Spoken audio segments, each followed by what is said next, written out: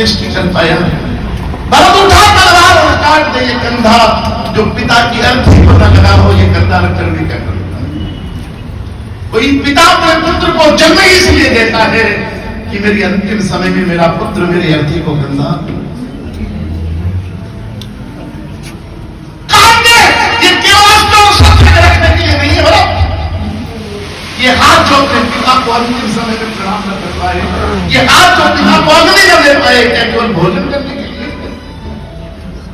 ये मस्तक जो अंतिम समय में पिता के चरणों में जो मैं तुम्हारी भावनाएं जानता हूं, लेकिन अगर तुम्हें बुला लेता तो अवध की एक परंपरा टूट जाती, क्योंकि अयोध्या में दान करके वापस नहीं देता।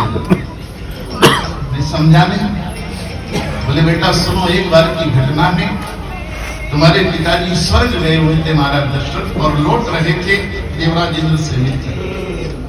उसी समय ग्रह दशा बदली खगोल की, और भगवान शनि की 7.5 आरंभ हुई, और वो 7.5 तुम्हारे पिता की राशि पर आ गए। भगवान शनि ने वक्र दृष्टि से देखा आपके पिता को, तो उनका रथ जल गया। रथ जल रहा था तो महाराज दशरथ रथ से कूद गए।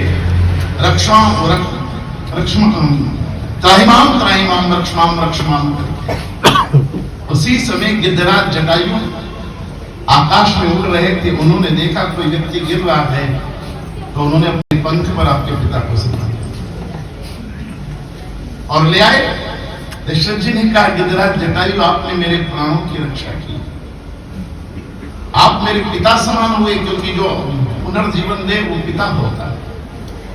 गिद्धराज ने कहा चक्रवर्ती सम्राट सबका पिता होता है, इसलिए मैं आपका पिता नहीं हो सकता, पर महाराज मित्र अगर मैं माने तो मेरा भाग्य होगा। और एक चीज मांगना चाहता हूं आज आपसे, किसी के प्राण बचाने के बदले कुछ मांगना नहीं चाहिए, लेकिन इस हमारे जंगल में राक्षस बहुत हो गए हैं जो पशु और पक्षी का नित्य संहार करते हैं, मनुष्यों का संहार करते हैं। महाराज तो कोई आपका एक बेटे को यहाँ का राजा बना, आपने मुझे पुत्र ही नहीं दिया तो मैं किसको राजा बना दूं?